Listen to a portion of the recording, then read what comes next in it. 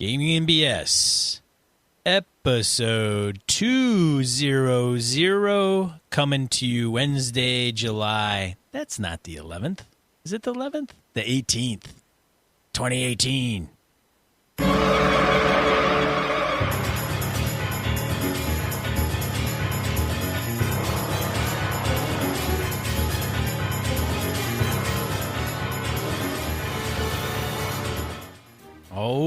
Alrighty then.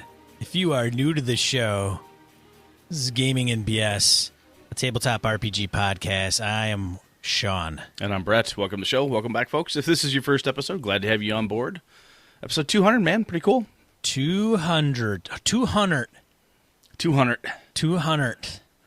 And if we're going to have an episode 200, like, some sort of a milestone type of thing, that means we've got to have a guest on, right? You got to get the guy that probably has one of the only green coats that we award for being on the show the most amount of times. He's the only guy willing to come on here and not expect any money, complete charity right off. Yeah, I think this falls under his court-ordered community service, so it helps. That's right. No, I should get a level prize. You should, absolutely. We got to do that. We should keep track. If you haven't recognized the very brief statement, that's Alex Kammer from Gamehole Con and Gamehole Publishing. Hello, everyone, and guys, it's pretty sweet that it worked out that I can be on episode 200. I've been on, maybe 4 or 5 other ones over the years, and I think so, yeah, at least. Yeah, so this is pretty sweet. So I'm honored, and thank you. We were thinking of getting you a T-shirt because I know you don't get enough free swag T-shirts. Oh my God, the T-shirts, drowning in them. But yes, no, that'd be cool. I mean, if it's a cool T-shirt, I always tell people, hey man, if it's cool, I'll wear it. And so I'm now running around with a Storm Bunny Studio T-shirt all the time because I dig the logo. That guy, he did a nice job with his logo, so I'm try to rep it as much as I can. Very cool. Yeah. Well, we'll lead off with a small announcement first. Obviously, we've got my little gaming convention, EverCon, in Central Wisconsin. January 4, 5, and 6 is coming up. So our event submissions are open. And we're going to try to sweet talk Alex to get him back up there to run some games for us. He had a good time last year, and we loved having him. So hopefully I can twist Alex's arm and get him back. Easy sell. I think I'm 99% in, so you can pencil me in. Awesome. And there's an indoor water park across from where the convention center is, so he's got a place to stash little kids in case they get bored with us. That's right. That's great. So, obviously, we want to talk about, if we've got Alex here, we got to ask him what the latest is for Gamehole Con 2018. So, I know event submissions are open, badge sales are open.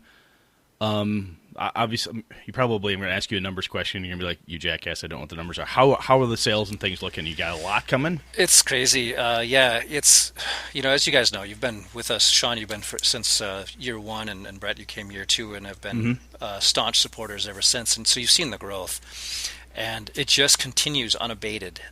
We've been in that 35 to 40% growth rate every year, and the early numbers are like that again. Wow. We're way up on, as of, whatever we are, July 13, 14, wherever we are, mid-July, we're way up where we were this time last year. So we're already cresting 1,000 badges, which is nuts. So that puts us on pace easily for that 4,000 range, which we kind of thought might happen, but yeah, it's going to happen.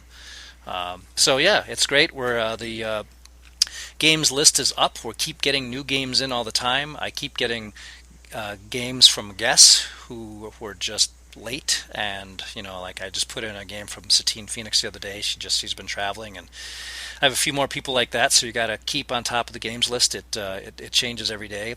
But the VIG badge holders are going to be registering next weekend. Next Saturday is when they'll do their game selection. Awesome. And then a month from that, everyone else will make their selections. So a lot of stuff happening. Great time to buy a badge, and we have about 2,500 individual gaming events so far. So we'll probably get close to that 3,000 mark, which is just insane for a bunch of knuckleheads who sit around a game, play once a week, and we decided to run a show, and here we are trying to put this thing together. It's crazy. But fortunately, Josh and Royce and Andrew and all the guys do such a great job helping, and we get it all together, and it seems to make sense every year. So here we are. I got one question for you around the badges. When we talked about VIG, I remember a conversation with you. Obviously, last couple of years we've talked about this thing, but as the con grows, do you see like the whole VIG thing like exploding to meet your new numbers? Or are you looking to keep the VIGs kind of in a what I would call a reasonable level? Do you seem to have it pretty well hit? It's one of those things where, from an outsider perspective, if I don't get the VIG, I don't want to feel like I didn't do that, so I don't get anything cool, man. This sucks. I didn't get there. Yeah, that's the problem. So what we do is, even with the VIG, you're only allowed to get 2 what we designate special events. So that way, the VIG badge holders can't come through and clean out all the awesome games. There will be good special event games that remain for everyone else. That's the most important thing. So that's what drives the math for us. Is can we add a few more VIG badges, but will that upset this balance, which is very important to us? So yeah, we check it every year. This year I think we added 20. So it's going to, so of the 2 options, I think that was B. We're going to keep it very much under control. That's going to be a small select group. Gosh, we could make money, I guess, if we wanted to, instead of breaking even every year. But if we sold a bunch more, but that's all right. That's not the goal anyway. So no, it's also, the VIG is supposed to be for people who are real fanatics who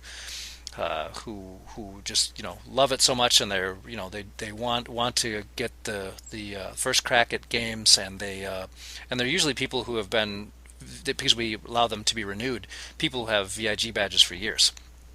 And we want to keep that going for them because they've been the cornerstone of our show, supporting us for all that time. Makes sense. No, it totally makes sense. And that balance, excuse me, I think that balance is key, right? Because you don't want to become the show that, if you're not quote unquote special enough, all the cool stuff is gone. And I think you guys have done a really good job trying to maintain that balance. And it's obviously somebody somewhere is going to be like, they don't think it's balanced enough one way or the other, but I think you're doing a damn fine job with it. So. It's not easy. I appreciate that. And there's it's just the universal fact that you cannot make everyone happy despite your best efforts, and we really bend over backwards to try to make sure everyone's happy. But that person who really wanted a VIG badge and they sold out in 11 seconds and they didn't get one, shoot, and I'm sorry, and I wish that they could get one because they were there at noon, back in mid-June, ready to pounce on that submit button, and they did, and it just, the interwebs wouldn't have it, I guess, and they didn't get one, and I'm sorry for that, but it just, we have to keep the numbers down, or else, again, as you mentioned, we don't want to have the whole show be VIGs, or half the people don't get good games, and that's nonsense. We can't do that. Absolutely. The other question I had for you, and I just remembered this because my 2 little kids came last year and they had a freaking blast. So the first thing they said was, can we go next year, and can we go every day? So I don't think I could get them there every day because they still have school and stuff, but they're going to be there for at least 2 to 3 days.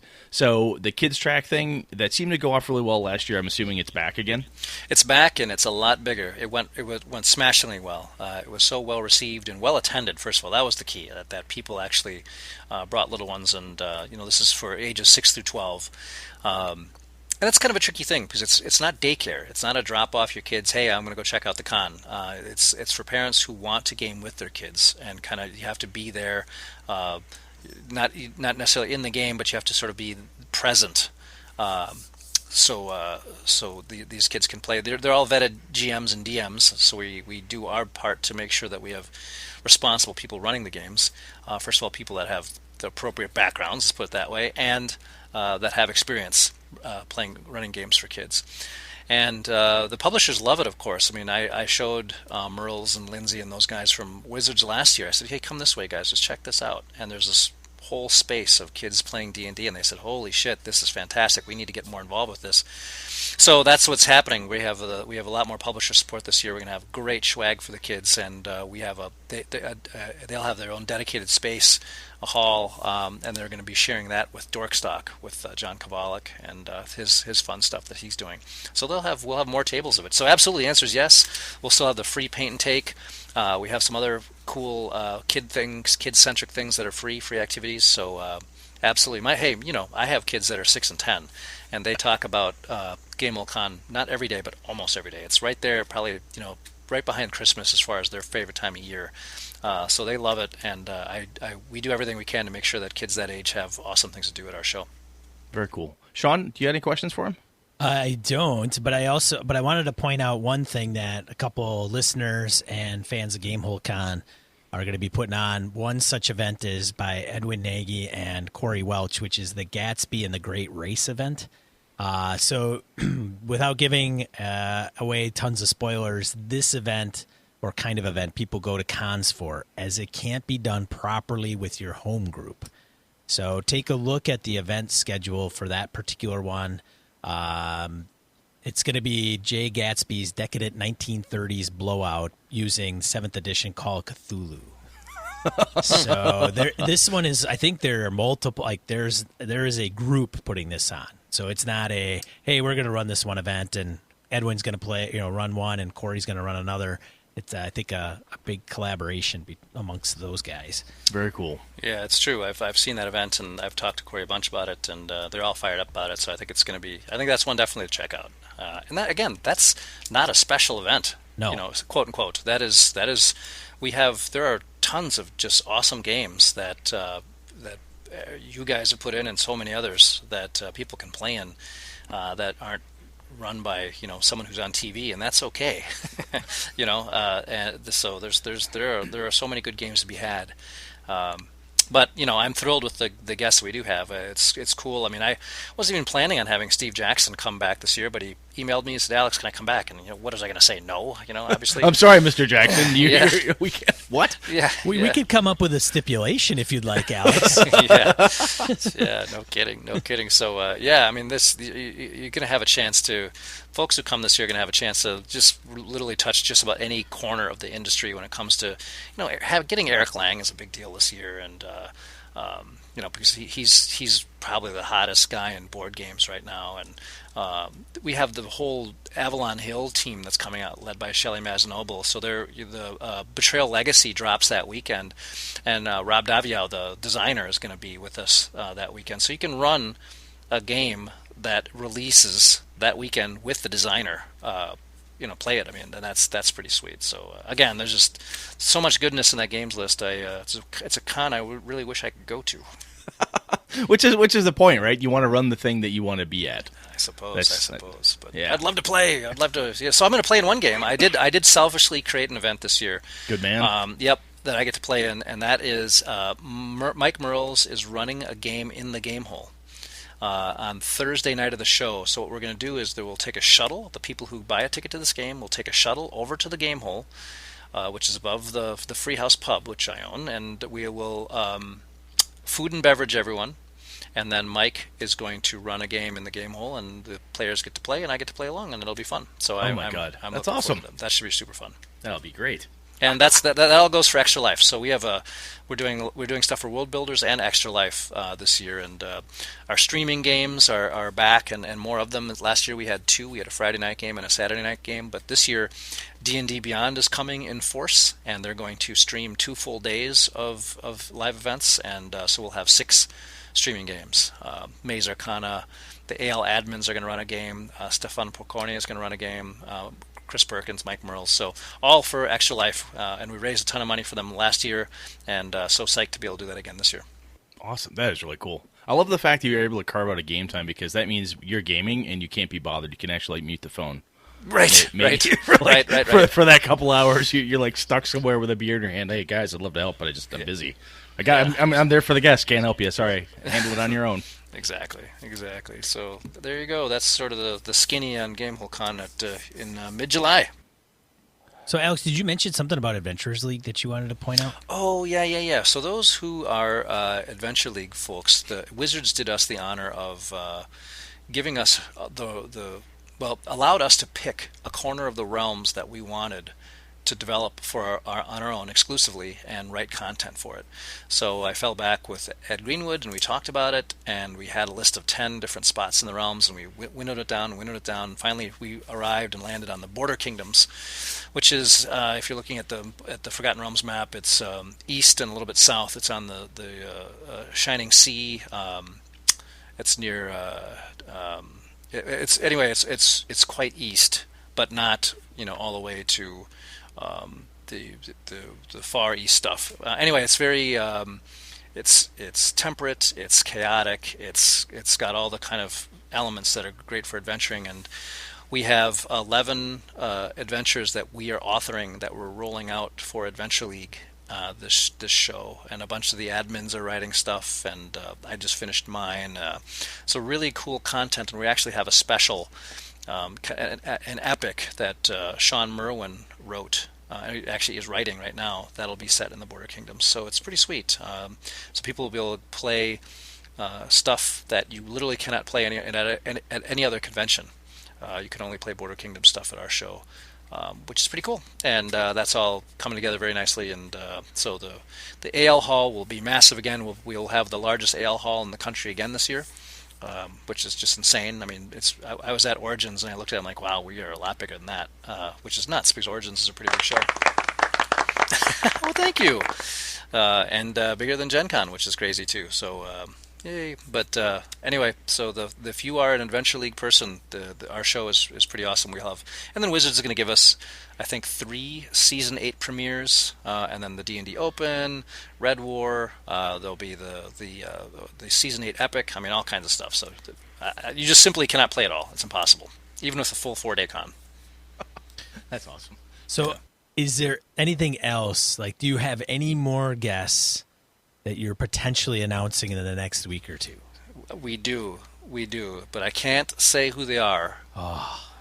Because I have, that was part of the deal. Yeah. But I do have 2 very well-known folks who are, one is very firmly committed, the other is I think committed as well. It's just a matter of timing as to when they give us the green light to announce it. I'd love to announce it right now, but I gave my word that I wouldn't. So yeah, so stay tuned. We'll have some more awesome games hitting the games list, and which will upset everyone who so carefully crafted their wish list. Like, oh, damn it, Cameron! Making me crazy. That's just not my doing. I'm not trying to. I wish everyone had their games to me. You know, Brett, you would love to have your full show set right now, right? Oh, that would be awesome. Yes, but people tend not to do that. No, that's not the way it works. I wish everything were lined up in April 1st, but that's not the way it goes. So yeah. Well, especially when you're talking special guests, right? I mean, these men and women, they've got different careers and things that they're doing, right? They've got day jobs and events and things that they go to, and they've got to look at their schedule and say, wow, it's in November? Sure, sounds good in April. But come July, things actually start to get real, and those schedules in November start to get firmed up. So, a lot of work. So, yeah. Well, if you want to know what's going on at Gamehole Con, what ways, so this big announcement coming up for those guests once they're confirmed, where will they find out when those come about? Probably fastest would be our Facebook page, our 2 Facebook page. We have the GameholeCon community page, General Gaming Discussions called, and then we have our main page. We'll make sure that they splash there immediately. They'll follow with on our e-newsletter, so if everyone who is a past attendee or has an account on our site has a valid email, they'll get an email, and that'll list these new folks who are coming. That we send those out once a month. And then Twitter too. Twitter, if you follow us on Twitter, social media basically, it'll be Facebook and Twitter immediately as soon as they're announced, and thereafter, and of course the website too. That'll update quickly to our special guest page. You can always check there to see. Like for example, I just added the Double Clicks are doing a show at our con on Friday night, I believe, if I'm recalling correctly.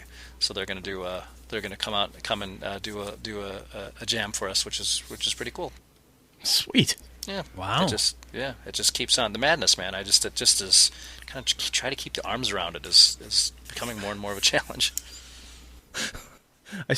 At some point, I'm waiting. I mean, you guys have enough volunteers. Usually, I'm pretty sure you guys have to turn people away if I recall correctly. But it's well run enough. I think you guys have so far managed to keep your arms around it pretty damn well, and you've got a decent quality when it comes to everything that you've set up and everything you're trying to do. So again, we're kind of fawning on you here, Alex, but no. It's really good stuff, man. It's really good. I appreciate that. It's the key is advanced preparation. It'd be nice to be able to throw down like a ninja smoke ball and bam, awesome show appears, and that's just not the way it goes. It's pretty much a year-round effort, and that because we all have full-time jobs, all the guys and I, and families and lives and other things, we can't shut it down the rest of our lives for 2 months, put the show together, and then have it. It's a couple hours every week kind of thing, and that's the way it works.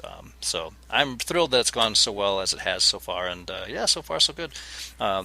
We can handle this size. I worry if we ever get to 10,000 or something like that, and then we may have to take some steps to try to formally slow it down at that point. But that's a few years away, fortunately. Cool. Sean, we good, man? We are. And then one other thing I wanted to bring up. I wanted to thank Derek Pennycuff for the list of destinations for Brett to hit on his way to QCC. Yes, did you see that list? Yes, I did. Alex, I'm going to a Queen City Conquest. It's in Buffalo, New York. A bunch of friends of Sean and I, they run the gaming convention out there, the guys from Misdirected Mark. And actually, Sean Merwin's usually out there, too, so I get to hang out with Sean. And anyway, so I'm driving out there with Susan and my two little ones, and Sean last show was like, hey, if you got any crazy-ass weird places, Brett should stop between here and Buffalo. So I have a list now as long as my arm of random weird things that I need to see on my drive. So thank you, Derek. I kind of hesitate to show that to my kids because they're going to want to see all of those things. Yeah. Well, let's get into the main topic, shall we? Let's go.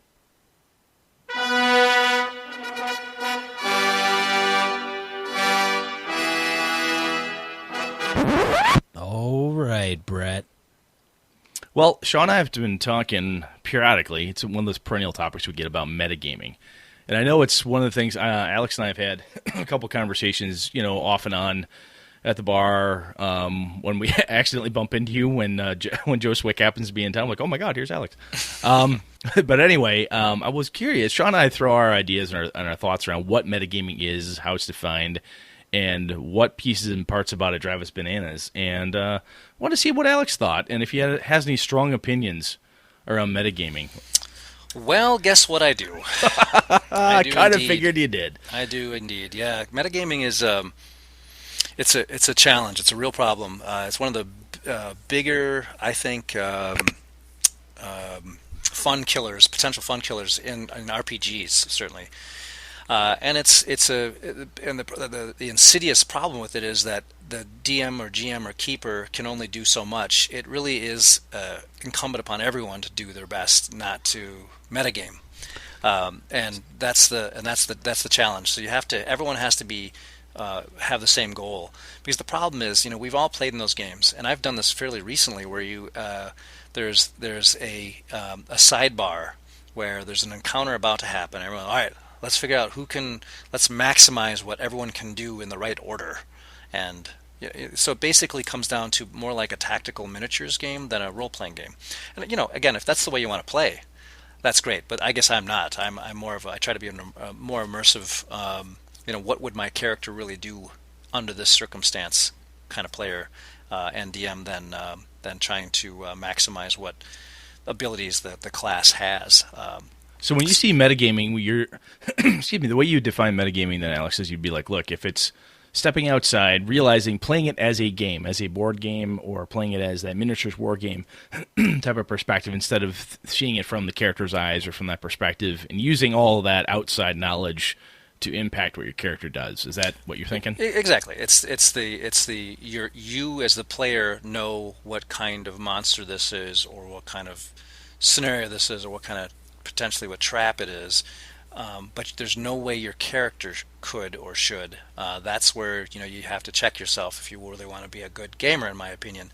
And you can do things. As a DM, I try not to do too much of this, but you can take a player aside and do a true sidebar kind of thing. Step out of the room and say, "Here's what you see, and here's what happens."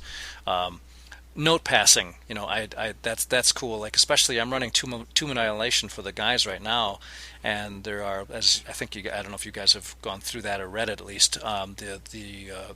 It's at a point in the dungeon, the characters have spirit deity ride-alongs, and they are whispering advice to the players, and they're very much informed by that god's alignment. So they can be reckless, or they can be juvenile, or they can be greedy. And I don't speak out that advice to that particular player. I hand them a note and say, your god is telling you to do this. Push that button, or whatever. Okay. And then the way I then run that is that if you're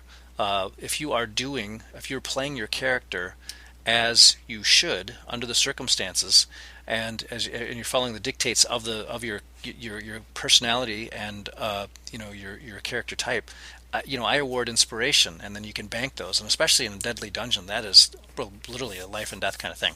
And so my guys, they do a great job of it. We've been playing together for 15 or 20 years now, so we really try not to metagame in any stretch, but it still can happen. It's hard when when you've been playing as long as we have, what most of the monsters are, and you see the telltale signs, but there's no way your first level or second level character should know, and that's a really tough thing to remember, to be in the moment of your character, not as Alex Kammer, the player.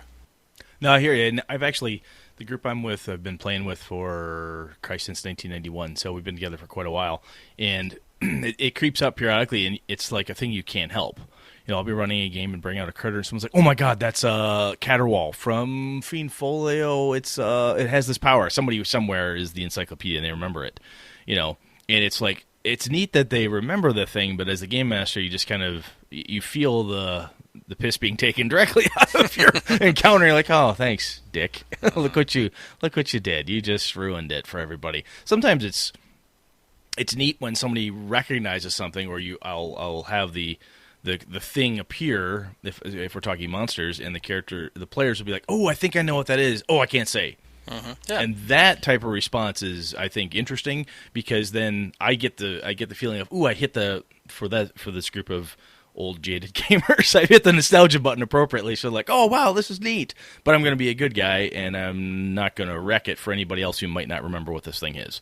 Yeah, as long as the players are directing their play through the lens of, what would my character do based on this character's background, his or her knowledge, skill, expertise, what would he or she do? Then, great, have at it. That's gaming, man. But when you're what would the 48-year-old 30-year D&D veteran, how would he approach this? That's a different question, and one that's much less interesting. That used to be. I'm going to say this first, I'll ask a different question. So I know that used to be a thing back in the day. It was player skill, right? It was, how did you, at least when I read the histories and how people used to play and so forth, it was the character sheet was a vehicle for me to get things done. But you did, and I had guys I used to play with who were like this. It was my job as the player to overcome the challenge, and I just happened to have a 18 strength to whack monsters with. But if I run across a trap or whatever, you'd have that player who was really good at puzzles figure it out, even though the character had like the 12 intelligence or the 9 intelligence or the 3 intelligence or whatever it was. And that was considered a good player at one point. And I know by some groups it's actually still considered pretty good, which goes to your point of, if that's how you like to play, that's fine. Mm-hmm. Yeah. No, that's anytime you have a tournament kind of setup with win conditions, that's what you're going to get. Right? That's a good point. Yeah, if you've got a win condition and it's on the line that I can either get the trophy or not, and I could be a jerk and say, "Well, my character doesn't know what a goblin can do, so I just sat back and let us die." That's like the classic, the old D&D Open at Gen Con, and they run a version of that now at GaryCon. Your character is absolutely just a tool. That's just a means, and that's fine too. But again, it depends what your goal is. If you're trying to have an immersive role play, or trying to do something else. And so in some games, I was in a group very recently and they were meta playing so much, and I finally had to bow out because it just is really not my style of play. So when you run pre-published stuff, you mentioned Tomb of Annihilation. I know Sean's actually running Tomb of Annihilation right now for some folks. Yeah, I'm going to pick your brain on that eventually, Alex. I love it. I think it's really fun. I've played most of the Wizard stuff, and I think it's really, really well done. That mechanic that I was describing, actually, I don't mean to name drop here, but I had lunch with Chris Perkins at Origins, and I told him, I'm like, man, the reason that I think that most gaming groups get to level 10 or 11 or something like that, and stop, they're sick of playing their characters, right? They want to reload and do something else. Well, Tomb of Annihilation, you essentially get kind of a new character because you get this personality template overlay that is sort of forced on you at about 8th, 9th level, and everyone is different then, and it's really energizing, and we've had a blast with it. My guys are very much role players, and so it's been really fun to see. Especially, it just has worked out that the guy who tends to be very cautious and sneaky I wonder who that is. Do you know who that is? Do you know who that is? That's Andrew. That's totally really Andrew. really. Could that be Andrew? Hitchcock.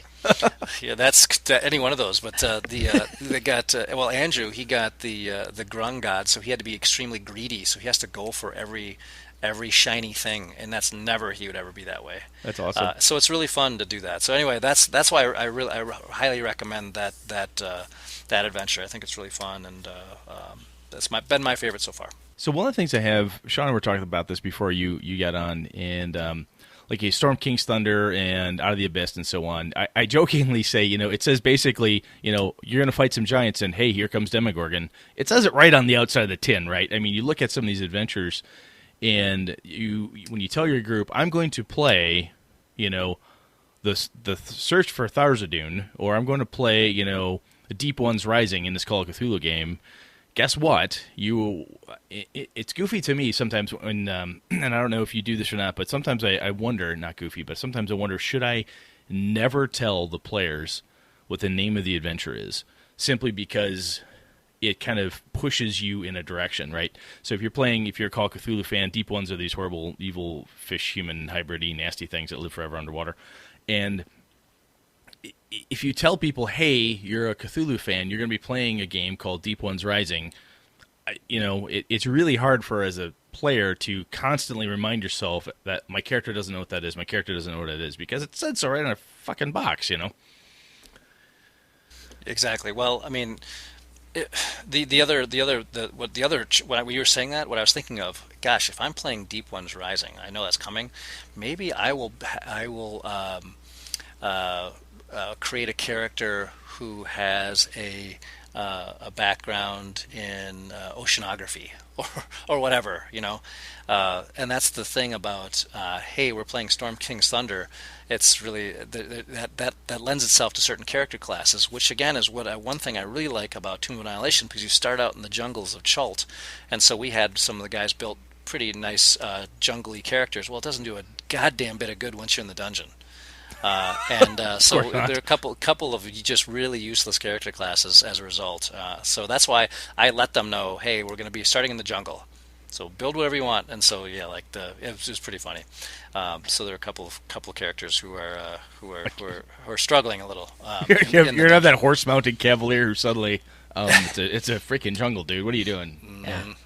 Yeah, there's the exhaustion rules, which I cannot wait to implement on those guys that are wearing chainmail and heavier armor. Oh, yeah, you want to wear that in the jungle? That's cool. So, Alex, I'm hearing you say your answer to that is like, look, if it says, here comes Demogorgon on the cover, and oh, yeah, Tiamat Rising, guess what? Here there be dragons, is make the character, or if it's like Deep Ones Rising, to your point, is make a character that if I slip, I'm putting words in your mouth here, so correct me where I'm wrong, but if I slip a little bit, or I want to have a character that lends itself to this adventure that we're going after, so that way it is easier for me as a player to avoid the metagaming because I've got kind of a foot in the right areas. Yep, that's one way. It's also really fun to say, hey, we're going to start a new campaign. I'm not sure what I'm going to run yet. Let's create characters. And then bam, here's what we're going to play. That also is the other way, but yeah, I mean it is when especially with the longer campaigns with the D&D stuff, with the published D&D stuff. Those, if you're going to play the 14th or 15th level, as a player and as a DM, I want the players to enjoy their characters the entire time. So I don't try play hide the ball and say, hey, here's what we're going to play. And so they can come up with something that fits the scenario. It's just funny that Tomb of Annihilation is hard to do that with because of the first 7 or 8 levels of really hot insect bitey, terrible, pestilent jungle, and then into the Tomb of Horrors, essentially. Man, that's there's just not a character class that has that kind of range. Fair enough. Have you ever run into a point to do the metagaming thing again? Have you ever run into a point where you see it being valuable, right? I mean, granted, we've talked a little bit like the style of play, but even the style of play you have that you enjoy, are there pieces of it that you like or that you don't mind? Because it's kind of like there's metagaming and then there's metagaming. Is there a level of it that you think is a little more tolerable at least to your palate? I think with if it's a real puzzle heavy thing. You made the point of if you have the character with the low int, does that person then bow out of the attempt to solve the puzzle? No, I don't think so. That's probably taken a little too far. Working collaboratively and thinking together as a group. That's also kind of the point why we do it in the first place. I think that it's not a bright line thing. I think metagaming is a classic example of you'll know it when you see it, where you're like, okay, that's too much. We're really this is all table talk. We're trying to break down what could be happening and not really experiencing what's happening. That's what metagaming is for me. Because I know some folks will get. I've had gamers get pissy when they're at the table and you've got that one person like, okay, here's what we're going to do when the minis are out, right? Especially for me, when you lay the minis on the table, sometimes in Brett's experience, that kind of flips a metagaming switch on some people where it becomes a board game or a miniatures war game because the miniatures are on the table. And because of that, they want to be the most tactically advantageous player at the table. And then you get that person who kind of vacillates between metagaming bizarrely tactically trying to sort things out and then telling everybody else what they should be doing too, which is like a problem in and of itself. But when you guys game, do you tend to use miniatures and map it out, and does that metagaming thing hit you heavy in combat or? No, I'm a theater of the mind guy. I'm too. Okay. I have a ton of minis, and there are times like a really complicated set piece battle where there's a lot of stuff going on that I think is unfair to put on the players for them to remember where everything is in especially complicated, and I'll call it a battlefield, but it's not, obviously, whatever's happening. Then I even go to Dwarven Forged, and do that, or that you can still do all those things too. But yeah, I think I'm with you on that though. If you're the players who want to use minis for the whole way, organized play. There's a lot of players who want to have minis, tromping down every corridor. That does lend itself to, let's put the meat shield in front. Let's put the sneaky person that can get backstab in an advantageous position all the time, and move forward. And there's nothing wrong with that. It just is just a different style of play. I've got a couple guys in my home group that are big. They like Warhammer 40K and Warhammer Fantasy Battles, so they like that shit. And then I like it too, so I shouldn't say shit, but they like that stuff, right? So I like it to a point, but I get a little bored with it. But when we do play certain, like we've got a side D&D game going where my buddy Alpha's running Temple, right? Temple of Elemental Evil, the newer one. So what the two of the main guys who can only make it to that game and can't make it to the other game that we'll run. They're really heavy minis dudes, and they love that stuff. So it's on grids and everything's mapped out, and they really, really like that.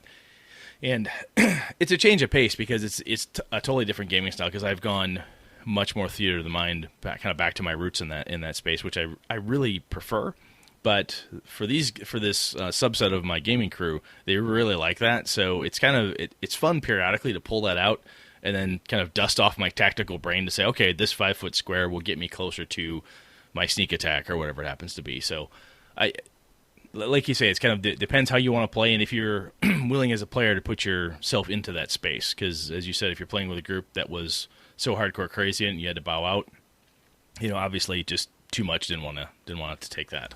Mm-hmm. Yeah. There was also the problem with the one person trying to being the caller all the time. okay, you go there, you do that, and all that. It's just less it's less a caller. I mean, the caller was supposed to say, "Hey, the group wants to do X," and it's kind of like the commander or the order master or something Right. like Right. the armchair general telling you, "Alex, you go there, Sean, go there, and this is how we do it."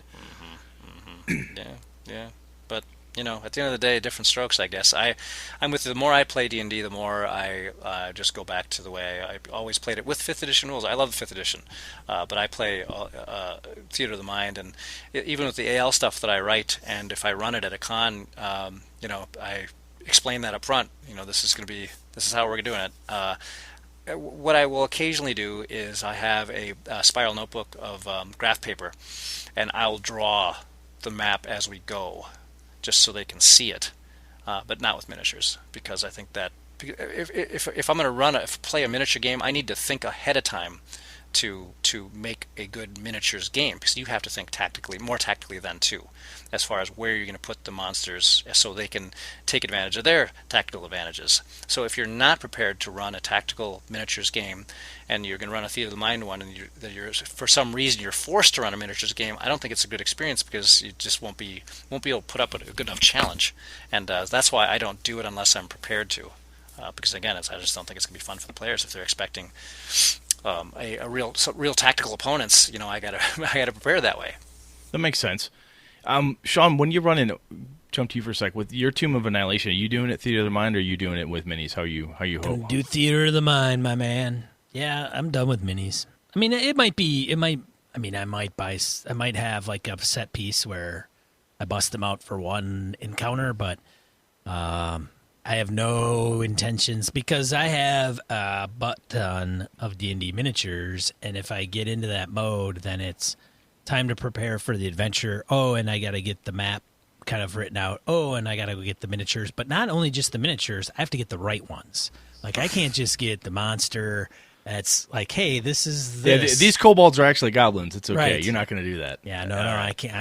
I can't do that. That's just not right, Brett. That's not cricket at all. What kind of example would I be setting for some of our listeners?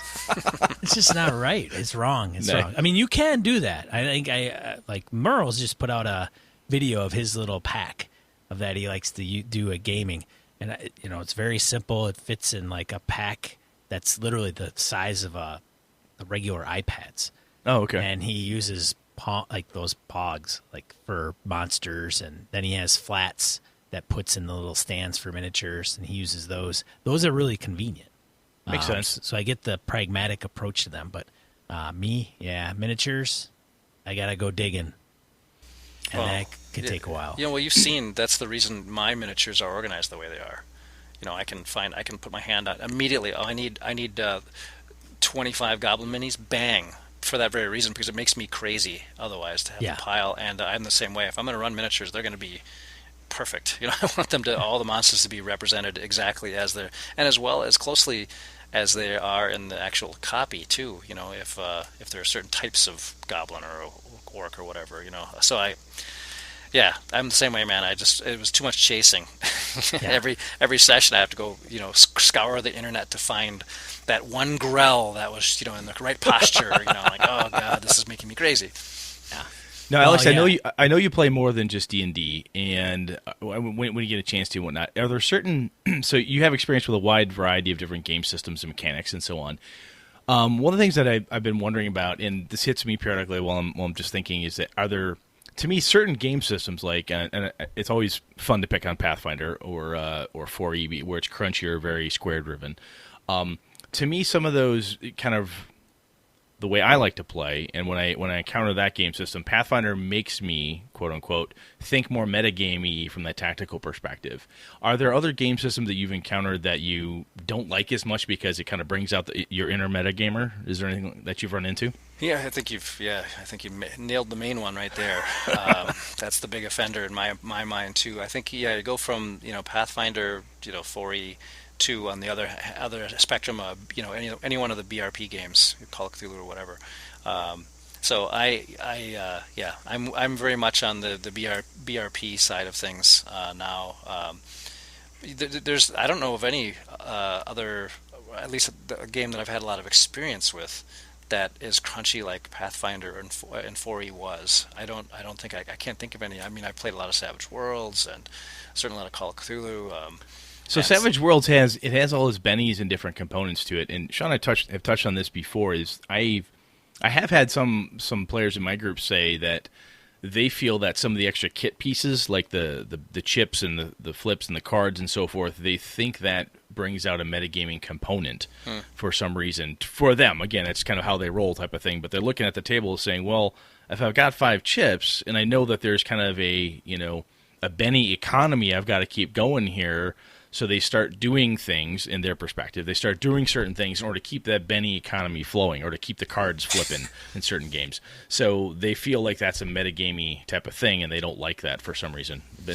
Well, I mean, if you're going to compare it to a BRP game, sure. Is it more metagaming than that? Yeah, but on the continuum, I don't think I wouldn't call it a metagaming type system. I think we play it a lot. Josh always runs it for us. He's a big Weird War 2 guy. And, okay. So we're doing something fun at Gen Con, just our group. We took a private space for 9 hours, and we're going to run 4 different 2-hour games in different systems. So I'll be the D&D guy, Josh will do Savage Worlds, and then we'll have a couple others, So I'm actually looking forward to that. We haven't played that for a while, and it'd be fun to pick up. I think we're in Poland, as I'm recalling correctly. But the way Josh runs it and the way we play it, it's very role play, definitely. It's not metagaming at all. I think when you said the way we played it, it calls to mind, when you talk about the types of encounters and when you talked about Tomb of Annihilation with the different, even if with that mechanical component of another spirit or another life or these gods talking to you. I think those types of encounters where it's, acting, it's something that's asking you as the player how your character is acting, right?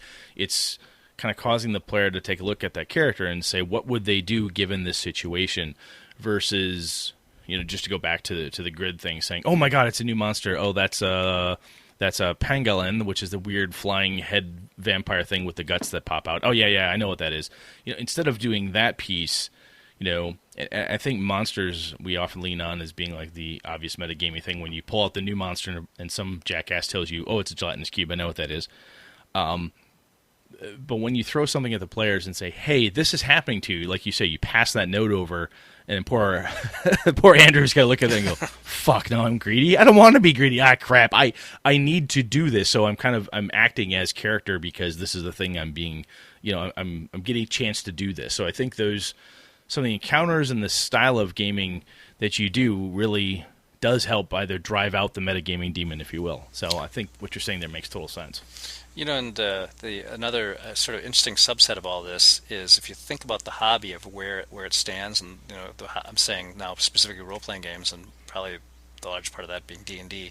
How does the rise of streaming games affect this discussion and the hobby as a whole? Because what you're seeing, I don't watch Critical Role. I know what I've actually went and watched Chris run part of Acquisitions Incorporated, and I thought it was fine. It's not for me exactly, but I get why people really think it's great. What it is, though, is very much character focused. You're absolutely right. And often to the detriment of the game, quite frankly. It goes too far the other way, just from my personal taste. And so I probably shouldn't even. Who cares what I think? But Alex, we care. Although I wouldn't have asked you if I didn't give a shit, I wouldn't have asked you, dude. Well, no, I appreciate that. But so I guess the point I was trying to make, though, and so artlessly, is that I believe that new players are coming in more and more being interested in really having character-driven adventures because of what they see on YouTube. Yeah, because if you come up with that and you're like, wow, my vampires are Twilight vampires, how come yours don't sparkle, right? My D&D is the D&D I learned from watching Critical Role or, whatever, and how come it's not... You just have miniatures and you're grinding away? I don't understand. You guys are totally welcome, by the way, for the topic for episode 201, streaming games, how it's impacting the hobby. You're welcome. Hey, Thank now you. I don't have to That's ask good. Brett what we're talking about in the next episode and have him go derp. I don't know. Thanks, Sean. Sorry. Love Sorry, you too, man. brother. It was kind of like a derp, not really. I do not. I've only watched bits and pieces of those, but I will listen to certain actual play podcasts. I've done them, and those are kind of fun if they're done right. But it's a very specific type of done right, and it's kind of as you said about metagaming. I know it when I hear it or see it, but generally speaking, I will, as goofy as it sounds. My wife has been with me when I've been running D&D, and my kids will sit and watch me run D&D for my friends. They'll hang out and watch, and they think like being next to it is fun, right? So if I was in the game hole and you were running, I was sitting behind Josh and Alex and the boys, and you guys were having a hoot. It would be fun to be in the presence of that thing as a spectator. But removing myself even further, sitting back at my desk with a beer, watching it on my Mac, I'm like, that just doesn't interest me. Well, and for me, I guess personally, those games become much more improv than they do, hard gaming. And I don't mean to be such a grognard, but that's where that's the stepping off point for me. But the reality is, in Wizards, I've heard this from all the guys. We have now passed that point of, D&D. We all learned because we had some nerd friend who said, "Hey, you want to play this game?" That's how this hobby has grown over the last 30 years. Until today, now the most common entrant to D&D and role-playing is through Critical Role, Saving Throw, Maze Arcana, whatever. Yeah. Watching it on TV and say, "Hey, that looks like a shitload of fun. I want to do that." There are more D&D players being created now that way than our way, the older way. Which is really interesting. It's fast, and it's having, that's why we're seeing such explosive growth of D&D. It's just so many people are getting into it because of the stars in the hobby. We have real stars now. And, Yeah, you've got, what was it? I can't. When I was listening to a thing that Ken Hite and Robin Laws were talking about, and Ken's like, if 10 years ago you'd have told me that Matt Mercer could walk across the floor at PAX East and stop traffic. Mm-hmm. He's like, I would have said, what? One, who the fuck is that? And two, what do you mean? What, he plays D&D online? Are you crazy? And he's like, oh my god, I saw it. It really freaking happens, type of thing. And it is crazy to think that you have people who are, we have professionally charming people, as Matt Colville would say, who do really good work kind of for the hobby. But you're right, that's drawing a lot of people in. And I think it's good. Informing their style of play or what their expectation of the play is. And I didn't want for a second sound like that I'm poo-pooing that or think, that's terrible. You should learn the old-fashioned way. No, I think it's great. And there's some, but it's just, I think it will have, there are sequela, of course, and that is, and that's, I think, to be determined to some extent. But we see it certainly with Adventure League play in our show, which tends to skew at least somewhat younger, but not across the board. A lot of very, they really want to have a more theatrical experience with their character, which is great, and I think it's cool, and I think it's quite frankly a good influence. It's countering the metagame stuff. They're really true to their character. Their character has a voice, and they want to speak in that voice, and that's cool, and I think it's good for the hobby. Very cool. Sean, do you got anything else, man? I don't, but that is an interesting topic. That the streaming piece, because even some have gone online about, like, you don't have to be a voice actor to play D&D, right? That's another kind of thing that's and anytime there's something good that's coming up, we go, wow, that's really cool. Critical Roles help people, and wow, that's really neat. Then somebody will go, yeah, but also turned off 5 people I know because they thought you had to be a voice actor to play D&D. I'm like, or it's intimidating to that point. So, which is why there's a lot of different ways to enter the hobby now, which is, I think, the cool part, right? Because if you saw that and thought that was really cool, or you went to a Gamehole Con and played there, or you learned from your friend, or you're a game club at school, the kids I'm running for at my kid's school, 90% of the ones that come up to play with me have never played before and just want to try it because they heard my kids talking about it, right? Sure. So it's kind of an old school way to approach it. Well, they're also, 12 to 8 or 9 years old, so they're much younger. They're not probably they probably are watching more YouTube than I am. But anyway, it's just there's still an old school way to approach how you get into the hobby, but I think it's just a new door. Interesting. Very cool. Yeah. All right, man. I think we're good. Alex, you got anything else, brother? No, that's good stuff, man. I love talking to you guys about that stuff. That's cool just to riff truly on gaming. As this won't come as a big shock, but it's not exactly dinner table conversation around here. What? No way. Yeah. You got to find some additional dinner guests. Yeah, no, that's why we have game night once a week, man. That's playing once a week is that's one thing I will say that I've been a really eye opening to me as someone who's been in a regular game group for so long, and meeting literally thousands of gamers now. Not only at my show, but when I'm asked to be a guest at other shows, how few other people out there have continuity with the gaming group. Oh, you've got people who go to GameholeCon. I kid you not, even EverCon. I've got people who come to EverCon, and they have told me to my face, this is the only time I get to play D&D all year. Yeah, that's crazy. I'm like, are you freaking kidding me? He's like, yeah, I live in Anago. I had to drive over here because I don't have anybody to play with. You can play online. I don't like doing that. I just want to play face-to-face. Just can't get anybody. So I come. I'm like, holy shit, dude. Really? This is crazy. Yeah. So that's if when you're Brett, you're pissed off because of anything from A to Z about the show, and this one little detail's making you nuts. Like, why am I here at 11 p.m. Staring at my laptop trying to sort this stupid goddamn thing out?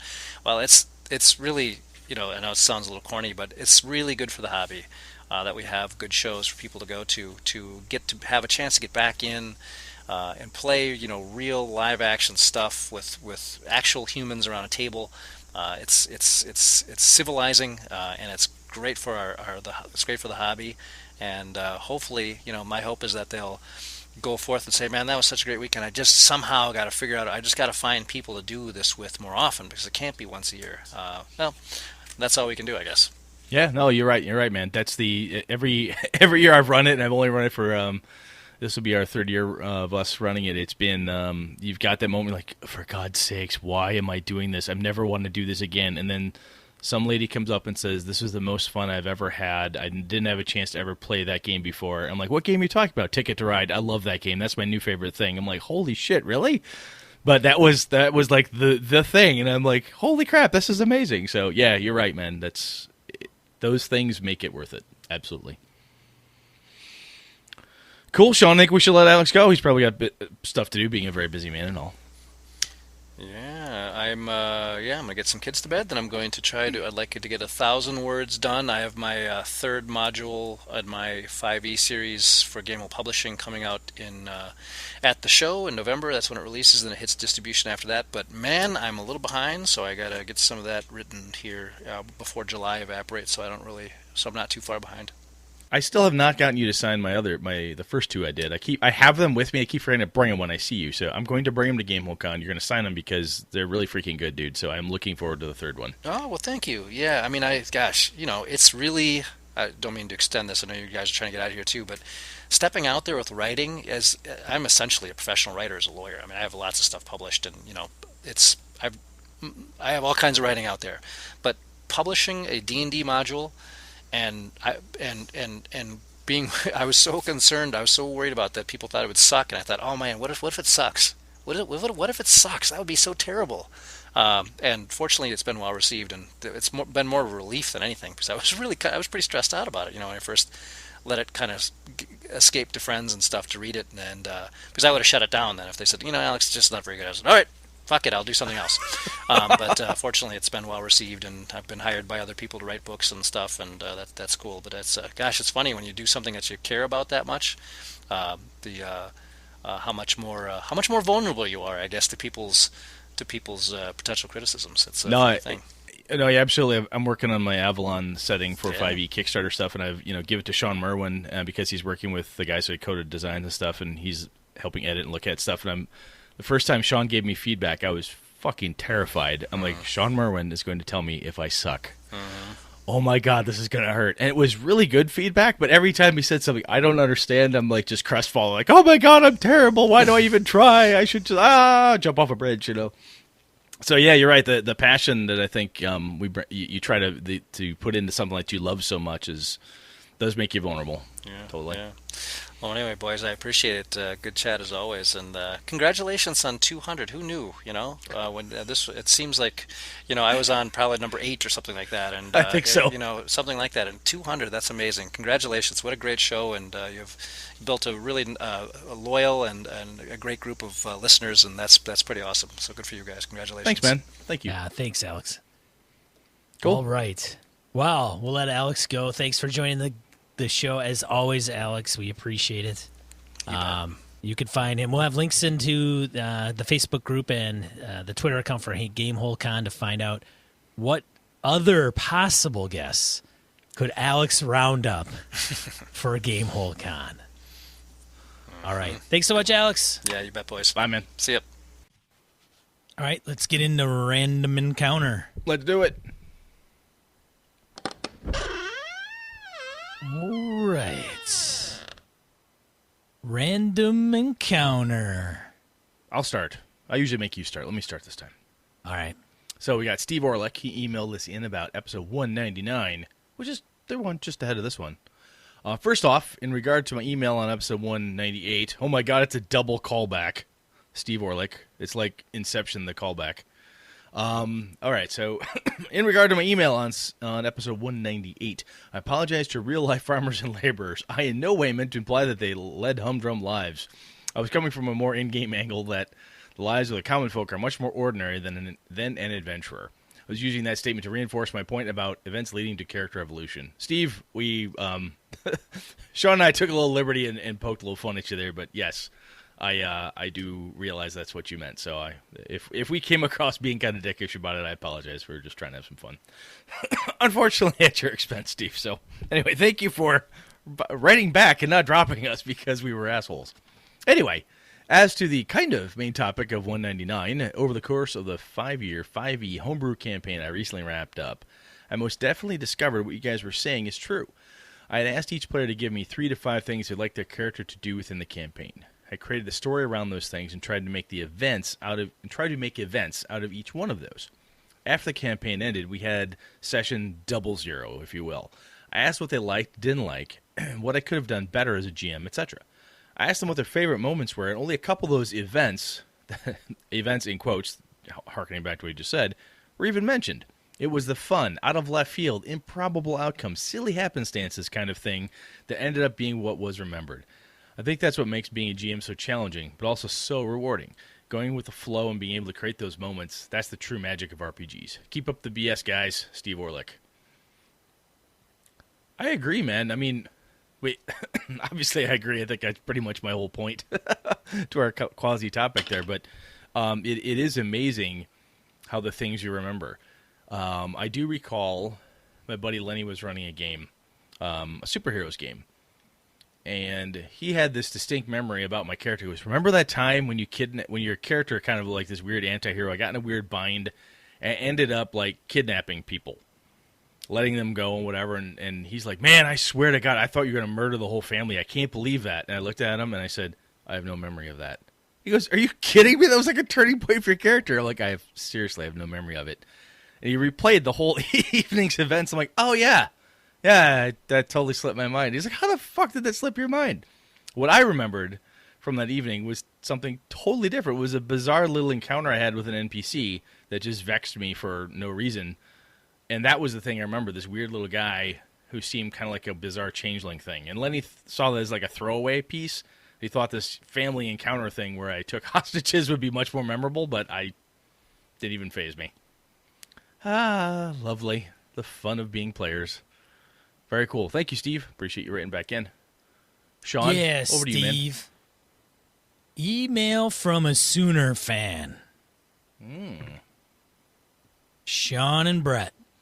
Early congrats on the upcoming 200th episode. I started listening to you guys a couple of years ago. Not quite sure which episode, but kind of gave up on the show. Aww. Oh. But he's back. Sooner fan is back.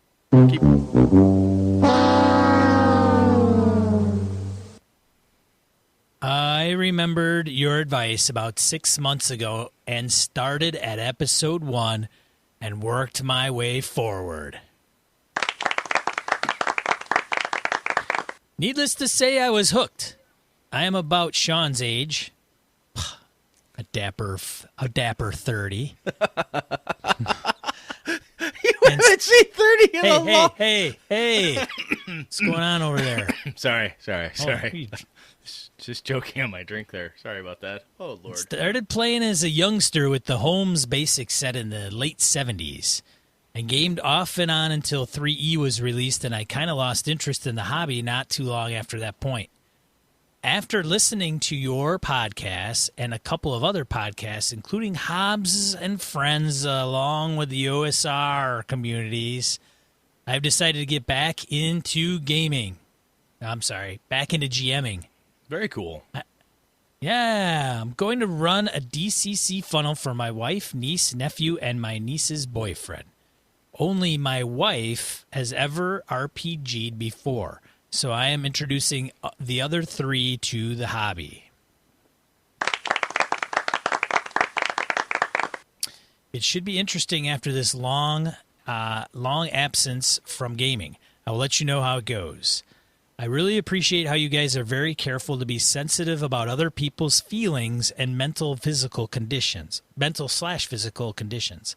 I have a mental issue I have been dealing with for about 20 years now.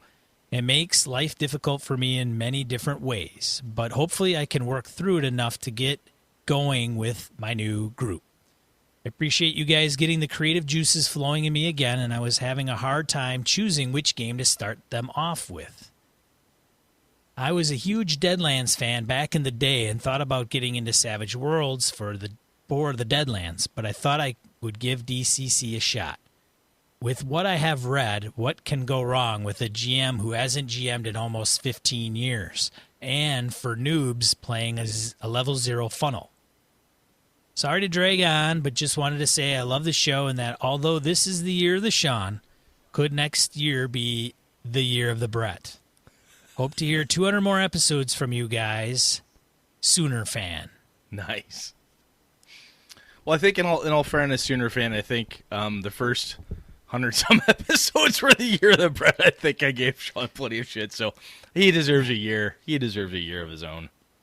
It hurts me to say that, but he does deserve it. Maybe it's not years. Maybe it's the month of, weekend centennial episodes of the Brett. Or oh, okay, all right. Anyway, cool. Anyways. And Sooner fan, really cool that you. It's cool that you know. I'm positive we've had people, excuse me, that have dropped in, listened to us, listened a little bit, and said, not my thing. Totally cool with that. Obviously, we're not for everybody, and that's absolutely fine. I really am. Some people play us for psycho. What is it? It's kind of like the Rorschach test. Is that what you're saying? We're like an ink blot? Is that what you're saying? No, psycho warfare. Not psychic warfare. What am I looking for? Psyops. Psychological warfare. Psychological warfare. God, that was like much in easier. What was it in the helicopter pilot from Apocalypse Now? Playing Ride of the Valkyries type of thing. Or they do that in. Did they do that in Afghanistan? They did it to some of the terrorist factions. Yeah, they played us, hoping to drive them crazy and want to surrender. That's possible. I don't know. But anyway, I'll tell you what, though, Sooner fan, it is really cool that you thought about it, came back and started at 1 and worked your way forward. That's no small feat. You've got 200 episodes now to listen to if you were to do that. So I thank you very, very much. I'm sure I speak for Sean on that too. It's awesome to have a listener come back and come through it. And, kudos to you, man, for grabbing onto it and DMing. Grab onto those reins, give that DCC a shot, and see what you can pull out. And doing it for noobs, that's that's twice as cool to me, right? Get new people involved, that's always fun. It's easier, in my opinion, always to grab the bunch of men and women who've done it before and get them back. But you've got some people who are new there, so that's pretty cool. So good job. This is all about win, man. Somebody coming back to the hobby, and then also introducing new folks to the hobby. Man, good for you, dude. Seriously, that's awesome. Well, dude or dudette, we don't know. Sooner fan could be a female, but nonetheless, it's, I don't know what to say. It's just so super awesome. It is. You're muted. No, I had to cough there. It is very, very cool. No, really cool. Yeah, like a lot of birds with one stone. All right, so where are we at? Oh, yes, Ron Bishop is next. Really enjoying Gaming and BS because your podcast offers something I don't see in other RPG podcasts, an analysis of tabletop RPG topics in a fun and interesting manner. Thank you, Ron. That's what we're trying to do. I'm sure we fail as often as we succeed, but hey, thank you. Ron goes on to say you have fun, but self-edit enough that you still remain focused on the topics. We've never been accused of that. No. Your podcast never lose focus. We've never been accused of that either. Ron, you may be as Ron, crazy as we are. Are you listening to Gaming and BS, Ron? Ron, if you hear this, if you don't hear this, Ron, you are listening to the wrong show. Oh, poor Ron. Anyway, he says, you guys break the topic down to the core, so you're examining fundamentals of gameplay that are applicable to most any RPG to where GMs, players, and even non-gamers are engaged by the discussion. Example. My wife is an English teacher and doesn't play RPGs, but during a long drive together, she really enjoyed episode 192, Playing Gods in Your RPG. It discussed a lot of issues that were relevant to her teaching literature and inclusion in the classroom. She thoroughly enjoyed the episode. Also, my 14-year-old son is a video game player and enjoys your podcast. Oh, God. You told him more explicit, right? He's like, Dad, we use the F word on the playground all the time. Yeah, that's true. Not that 14-year-olds hang out on playgrounds, but... Well, you never know. I don't know. Anyway, he listened to several Gaming BS episodes with me since we're driving another son from Kansas City and Minneapolis this summer for band. Gaming BS reminds me of a YouTube channel he follows, Mark Brown's Game Maker's Toolkit. He shared a few episodes with me. Mark Brown analyzes aspects of video games the way you guys analyze tabletop RPGs. Brown's videos episodes last 5 to 20 minutes. I recommend checking some out. There are a lot of insights that translate to tabletop RPGs, with the game designer being the game master / dungeon master in RPGs. Below are several I've enjoyed. He produced many more, but they're a banquet of food for thought. He's got a couple good ones out here. How to keep players engaged without being evil. How game designers protect players from themselves. Are score systems still relevant? How games do health. What makes a good detective game, and so on. So we'll have links in the show notes to these. These are pretty good, Ron. Thank you very much for sending those over. Because 15, 20 minutes on YouTube is, that's nothing to buzz through that. And those type of topics make me want to check it out. Because, as you say, it would translate, I believe, very easily from the computer world to the tabletop. So, all right. Gaming BS is one of the few things I support on Patreon that doesn't feel like charity. Each episode feels like when I used to get an issue of Dragon Magazine from the mail in the early 80s. Ron Bishop. Ron, dude, that may have been some of the highest and best praise Sean and I have had in a very long time. I really hope we can continue to make you feel that way, man. So thank you. I think I'm kind of blushing right now. That was very flattering. Thank you very much. Brett, can grab that tissue over there, buddy. It's all good. I'm going to have to. A little something to give it my eye. A little water. All right, your turn. I got to mute myself for a while. Thanks, Ron. Jared Rasher, this guy from the Gnome Stew. Regarding characters advancing and changing over time, I almost forgot to bring up 7th C 2nd Edition advancement rules. To pick up a new advantage or to increase a skill or stat, you have to complete a story. The story has to have a number of steps equal to the cost of the thing you want to gain or increase plus 1. You come up with the first step, and then the broad strokes of how the story should end, and each time you wrap up a step, you write the next step of the story until you complete the story and get the new thing. So, if you want to pick up the empathy advantage, it might cost 3 points. I don't have my books, so this is a random example. You might write a 4-part story where you try to get someone to fall in love with you. Step 1 might be introducing yourself to them. The end would be something like become close friends but realize you aren't meant to be or fall madly in love. Once you reach the end, you get the advancement you set as the goal of the story. Obviously, you can set stories like defeat the 6-fingered man to get your next point in weaponry or that kind of thing as well. I really like this as a means of advancing a character, but I do still have at least one player that has a hard time thinking outside of the traditional advancement box and tends to write story advancements that are defeat another person, defeat yet another person, etc., so that it works out to be not that much different than getting XP.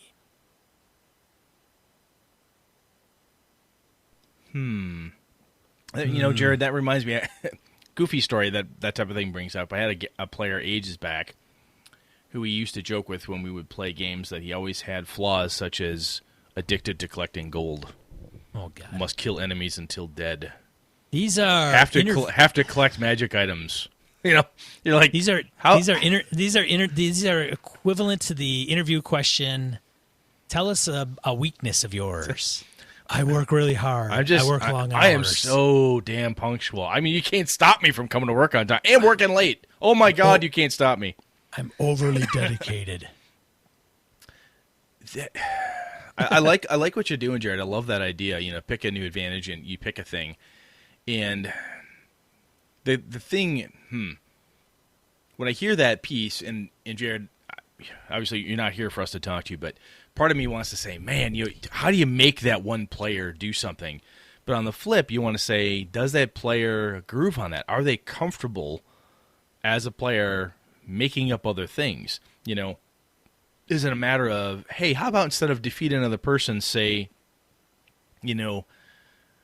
defeat the next person without combat, or adding something to it, saying instead of defeat, can you add a little more verbosity to verbosity is not even a word, I don't think. Anyway, but add some more, verbose terms to this. Can you say, hey, instead of just defeat the person, next enemy you encounter, withhold killing blow, just something that drives narration or drives story versus a simple act of defeat. It's just so blasé. It's like saying, having experience for investigating the next scene. What the fuck does investigating the next scene mean? That's just so blasé. However, you could easily grab that person, and Jared could be like, dude, you got to try this. And that, man or woman gamer's like, yeah, but I don't know. It just doesn't feel comfortable for them or whatever. So sometimes I think it's worth making an allowance for that one gamer. That's just what they want. They show up at the table. You and I have talked about this, Sean. They're solid. They're at the table all the time, right? The gamer who shows up all the time is really, they're reliable, they're consistent, they play their character. I don't know anybody like that. Yeah, you don't know anybody. And if they did, though, if you had someone like that, Sean, you'd be happy as hell if they showed up. And if they said, look, I just want regular XP, you'd be like, you're fucking right, you do, and here's 50 points, man. Because you want to reward them for what he or she is really good at or what they groove on. So, I don't know, Sean, what do you think? Is this, it feels like it's a teaching / hey, expand your horizons opportunity. Well, but do you want to push it? You know what I mean? Yeah, I don't think Jared's writing in as a point of, hey, here, I like this system, but I'm having this one problem. How do I solve it? No, it just makes me think about that when I read that piece. I'm like, right. Would I, in Jared's place, would I try to push on that person and say, as nicely as you can, you're not doing it right, try it this other way? Or would I say, you know what, you're having fun, man? Whatever, go for it. That's your thing, Emily, do it, Yeah, I'm too old to hold somebody by the ankles over the ledge of a building. But Brett's not. Because that's my weak arm. Oh, yeah. Yeah. You've seen Commando, right, Schwarzenegger? I warn you, Sully. This is my weak arm. Oh, God. Come on. There we go. Jeez, some 80s one-liners. I would say, though, one thing that you could add somebody, if they had the same problem as Jared in that particular type system, would be to mute your video, dude. Would be to write out like an ad lib. Oh, a Mad Lib. Yeah, Mad Lib, ad lib, whatever. Like Mad Lib, where you write out the sentence and leave the blanks, and they write that in. So you're already giving them like the format of the. What's like the bonds from Dungeon World, right? Yes, it is like. Tell me about you take the bond thing, flip it to how you gain. I will gain experience by doing what? Right. Oh. Yeah. Shit, dude, that's cool. I like that. Leave it a little more open than maybe just a couple blanks, to give them. Now the trick thing is that you're only doing it to maybe one player.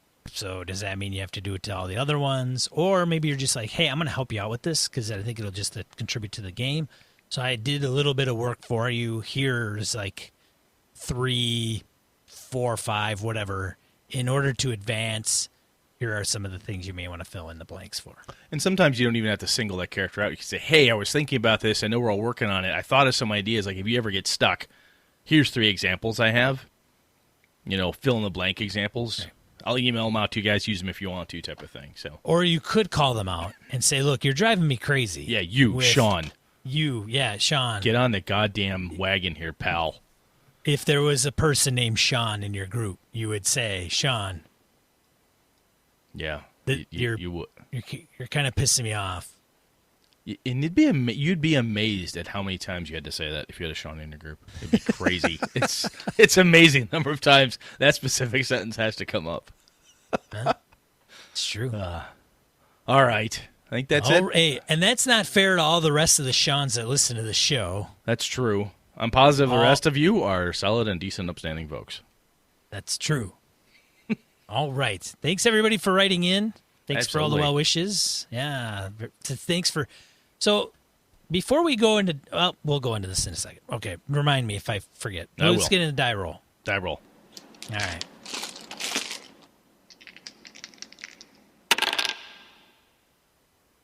Die roll. What you got, Brett? So, I've got 2 of them this time. Just little little notes I thought would make some... I mean, it's the... As Ken Hite would say, start with Earth. So a Mexican earthquake led to a discovery of an ancient temple. So no one knew this thing was there, apparently, and hey, earthquake happens. Holy shit, there's an ancient temple there. It is cliche D&D land, right? Oh my god, ancient earthquake, and therefore the Lich King pops up, or whatever you want to do. But just one of those cool things that you take this and you can have it fit directly into your Delta Green game, or your Call of Cthulhu game, or whatever the case is. So just kind of cool. Throwing that out there for your folks like that. The other one, in the spirit of crazy-ass underground things, there's a man who spent 23 years carving a sprawling underground temple beneath his own home. Link in the show notes to that. Apparently his children are not interested in carrying on his legacy, but they've got some pictures and some other things on this website in the link. It's kind of crazy that this dude did this. And it is not like nasty dirt temple. It looks like something... Templars would have made. It's kind of crazy. So take a look at it. Link in the show notes. I thought it would be kind of fun to look at. Sean, over to you, sir. I'm thinking to myself, I'm pretty limited on square footage. Down. And I'm in a condo. I'm in a townhouse. How much room I got underneath this place? Only one way to find out. It's not too late. Get the spoons. Let's go. Spoons. Every garbage day, I have a garbage bin full of dirt. Exactly. Wonder what that's about, says the garbage man. Oh, well, just a weirdo. Do. All right. Forgotten Realms Archive for all your need. Forgotten Realms need. It's on the WotC site. Somebody online pointed this out, and I would give them credit, but that would be silly. I can't remember who it is. Somebody in our Twitter feed. I don't think they listen to the show, but anyways, if you are running games within the Forgotten Realms, or you're looking, all the stuff kind of canon-wise up to this point for 5e is set in the Forgotten Realms, and you're wanting more information than is provided in the DMG or Player's Handbook, we'll have a link to the show in the show notes to this archive. For example, from October 25th back in 2006, Ed Greenwood has a body found in chimney. It's a small article. In Waterdeep, a mummified body of a man was discovered yestermorn in the kitchen chimney of Nothaven, the MTC ward mansion built by Tunavar Tombstone Noth, wealthy importer and vendor of weigh scales and measuring ribbons. That right there, like, that's a cool little adventure hook. A couple of those. Maps, holy crap, good looking stuff out there. On the same page, there are yearly archives, brand archives, and article categories. So if you go to brand archives and you're an Eberron fan, you can click on that and you can come up with the 50 most recent Eberron articles. There's even the categories under the Eberron, which is Dragon Shards, Eberron Expanded, Mark of Heroes, Sharn Inquisitive, Steal This Hook. Yeah, it's all 3.5 D&D archive. Wow, this is pretty cool. Yeah, so it'll come in really handy if you want to get back into that stuff. Well, hot damn. That's a good find, man. There you go. Come across the golden one every once in a while. Secondly, Monty Cook Games, Cookie Monster, The cookie, the one and only. the cookie, announces Your Best Game Ever coming to Kickstarter. So if you're not familiar with this announcement, it's not a game. It's not going to be a book with adventures, spells, creatures, or magic items.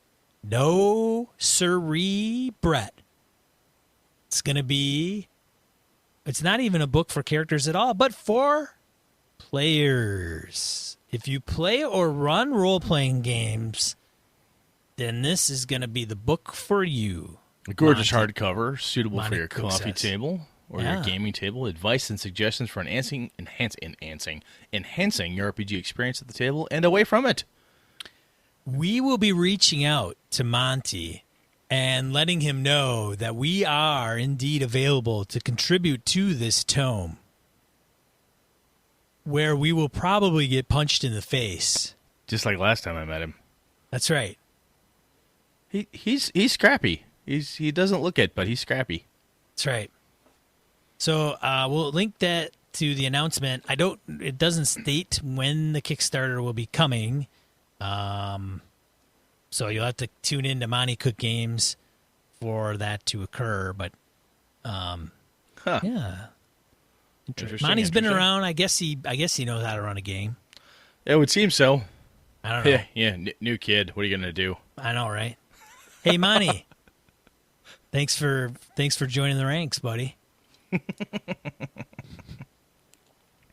All right, last up, Kevin Thulu, regular listener, friend of the show, and friend of ours, pointed out a little article to speak again on my earlier topic of things buried.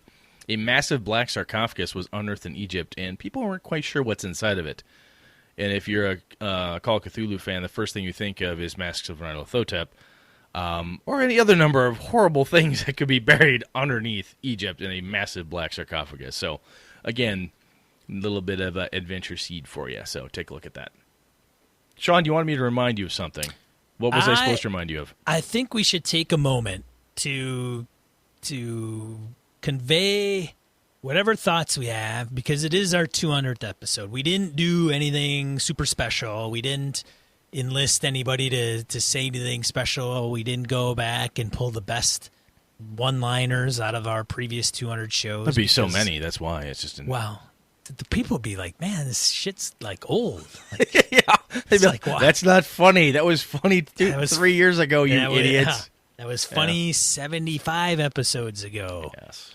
But Brett, I mean, I will say a few things, and then I will turn it over to Brett so that because I'm putting him on the spot. We didn't prepare anything for this little piece I've come up with that we wanted to convey, but I guess in my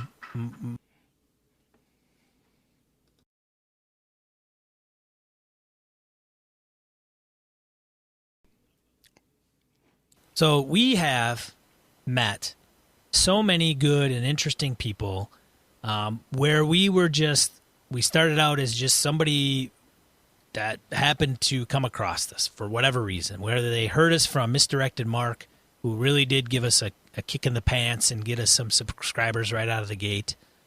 And if you're not listening to them, by all means, go over and do so. Or what it is. But, we've run into people they've come from miles to the Gamehole Con and conventions to see us. They've driven up to meet us. They've given us money. They've wanted us to pick them up at airports. And some of you have become very good friends of Brett and I. And we hope that you're all friends of ours. We just have maybe not met you yet face to face. And that's okay. But despite all the joking and kidding and the goofiness that Brett and I put on every week, we really appreciate you giving us your time to listen to two middle-aged white dudes in Midwestern Wisconsin that sometimes don't know what the hell they're talking about, and sometimes we talk in circles, but the random encounters, the folks that don't write in that are still there and listening, stuck with us for all this time. For those of you that are discovering us for the first time, thank you. I mean, it's really humbling to have friends that come and listen to us and engage in the show and actually, I guess, for lack of better words, put up with us on a weekly basis. Thank you, thank you, thank you. We don't know how to pay you back. Once we hit the jackpot, I think we'll have a reverse Kickstarter where we'll take all the money we get from the lottery and we'll bid on who to give it to. That'd be a damn good idea. One by one. Hey, you've been with us the longest. You get $10 reward level back to you. But I don't. Sometimes I would say when I'm talking about this particular thing, about the community and this component of what I'm trying to convey, this is really where I become speechless and don't know how to articulate very well at all. So I just want to say thank you really from the bottom of my personal heart for all your support. Just listening is support enough. Telling other people that if you've done that, thank you so much. We hope that someday we're so huge and popular that we can just have everybody in the same room together and we all run games together and we just have a good old time. But for now, the show is good enough, I think, as good a format as any for that. That's pretty well said, dude. I mean, from my side, it's incredibly humbling, as you said, to think when people run into us at GaryCon or even at EverCon, and one of our listeners came up and said, "Hey, I'm here because I listened to your show and I really want to come out and support your little gaming convention," and they had a great time. It was really, really cool. And it's very, very flattering when anybody comes up and you see them wearing a Gaming BS t-shirt, or I got stopped at Origins 2 years ago when I was there, and by a woman named Ange, not Angela, a different Ange, and she said, "Hey, I'm Ange, not the famous one, but I also listen to you, and it's just really cool to to meet you." Like, "Oh my God, this is so cool! Here's a pin. I happen to have some on me," and she was all like flustered that, "Oh my God, you're giving me a pin." I'm like, "You listen to us. This is amazing. This is so cool." And Sean and I like to do this, and we're having fun. And part of the reason we say, well, as long as it's still fun, we're going to keep doing it. And frankly, I think if all the patrons, if everybody said, "Look, we can't afford to give you any money," we're like, "All right, that's fine. We're still going to do it. We're having fun."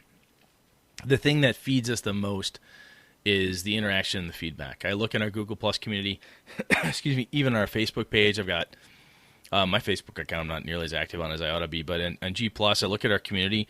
The people that are talking in there that are bringing up different things, and the people that I bump into at conventions that are kind of in and around our banner and the Venn diagram, that's us and Hobbs and Misdirected Mark and stuff, are some really great fucking people. I mean, they're good gamers. They're open, they're welcome, they're inviting, they're just very, very friendly people, incredibly genuine people, and that's the coolest part about all this. I hear a lot. We want to have more good people in our hobby, and I've yet to bump into any listener that we've met in person, that's written us and that's interacted with us in any way, that I would not be more than happy to have at my gaming table at any time. Every one of you that has interacted with us, and I'm positive anybody else who's continued to listen to us for this long, you people are awesome. And I, as Sean said, it is kind of takes the words away. It's really, really amazing to have people say super nice things, very, very flattering things about how we've helped them do stuff. And we've had people talk to us privately outside of here and say some very amazing, kind of heart-wrenching things about, "Hey, you really helped me get back into gaming," or "This was a really cool thing. And that was a tough topic for me, but I really appreciate that you took it on." And we didn't think anything of it because we're just who we are and just trying to have fun. So yeah, this is amazing. It really is. When Sean and I started doing this, just bullshitting about gaming over lunch, back when we worked together a couple of jobs ago, Sean said, "Hey, we should do this," and post it up. I'm like, no one's gonna listen to us. He's like, who fucking cares? We like it. Let's just have fun doing it because you and I are friends. So let's just keep talking. So here we are. So Yeah, thank you. Thank you all very, very much. And I mean that. As Sean said, from the bottom of my heart as well. It's amazing, and it's an incredibly humbling experience. So I really hope we can live up to that and keep it fun for you all, and that you all still listen and continue to interact with us. The interaction is the piece that is not only feeds us, but I think lets us know that we're on the right track. We're doing the right thing. We're making it fun for y'all because you want to talk to us. So that's just awesome. And I find it to be fun and enjoyable. I mean, I could have a bad day at work, and Brett will say, do you still want to do the show? Do you want to record? And most of the times, I will say yes, just because I know once we're on the mics, a lot of that other bullshit will go away. It's like a game table, man. When you sit down at the game table, one of the coolest parts about gaming is when you're in it, you're like, what about that thing your spouse did, or the dog shit on the floor, or that cat threw up hairballs? You're like, you know what? I don't care right now. I'm killing orcs. I really don't care right now. I'm hunting Dracula. I'm uncovering some ancient forgotten tomb on City Alpha 5. I'm here. I don't care about that. And this is kind of that moment for Sean and I on a weekly basis, which I really cherish. So it's been pretty cool. So Sean, from me to you, man, thank you for talking me into doing this. I really appreciate you did this. Likewise, man. Likewise. We couldn't do it without each other. What the hell's a B show? B. Yeah, or the S show. That's even worse. Gaming and B. Gaming and S. Just doesn't make sense. No sense at all. Gaming and S. No, can't. No, wouldn't work. But peanut butter and chocolate, man. Gotta have it. It's just the way PB and J, Bob. PB and J. But we get support from others. And at the same time, there's times Brett and I have talked to each other and said, "Hey, man, should we hang this sucker up?" Yeah, no, we've had that conversation when we're like, "Are we done?" Sometimes I'm struggling for a topic for the week, and I'm like, Brett, you better dig shit out of your ass, man, because I don't know what to talk. Want to put us on another 200. I don't know what to talk about. Are we picking the right things? Do people even give a shit about this anymore? And then we'll sit down, and Sean's like, "It's cool, man. It's cool." Or I'll say it's fine. And then you start looking at the listener feedback. You check a couple emails. You check the Twitter feed. And you're like, nope, people, we still have friends who care about us. That's really cool. Well, and like the Sooner fan mentioned, I'm starting back up. I listen to your show. I'm getting newbies in. I mean, that stuff helps us go, oh, somebody's not only listening, but they're moving forward with something. They're doing something good. And if we played a little bit of a part of that, and keep in mind, Sooner fan, it's all you. Like that, we may have helped, like just kind of like you listening to us, but in the end, you're getting up and making that happen, which is great. But that feedback really helps us go. And frankly, if there's any message that I want to sum this up with, is if you know people that are creating stuff, whether they're games and you buy them or they're just podcasts that you devour outside of gaming and BS, let them know that you listen, that you purchase, that you appreciate the work they put into that stuff, because there's a lot of people that feel as though they work in a vacuum. Although many will get, hey, I put out a product and I know that people are buying it because I see the sale, but they may not know who you are. They may not know what you think of their stuff. And it doesn't take a 5-star review to go to DriveThruRPG and write up a big paragraph about what you think of their product. Find them on Twitter, find them on their blog, something very, very simple, and just say, hey, I appreciate the work that you've done. Thank you so much. I like it. I like what you do. I like the work you've done. I bought this. Take a picture with their product, put it online, whatever it is. And acknowledge them, because some of these folks struggle day to day to come up with this stuff. And your little comment, your little hey, man, I'm telling you, that will light a fire under their ass, and it'll keep them going. Oh, absolutely. Like we just said, that keeps Sean and I going a lot. And I said this before, and I know Sean has too, and we absolutely mean it, folks, is that the feedback we get from you when you guys come in and say, Brett, I don't agree. Hey, Sean, I agree, which again is very rare. But when people agree with one of us or disagree with us both, the thoughts, the even the short note that says, I just don't buy that. I've tried that, it didn't work. I ran into this problem. I believe, in all honesty, I believe I become a better GM and a better player through doing this show because of the men and women that listen to the show, that interact with us and give us this feedback and so on. I believe that I'm a better gamer because of you all. So thank you all very much for that. I really appreciate it. And I think with that, we'll sign off. I'm Sean. And I'm Brett. Good night and good game and all.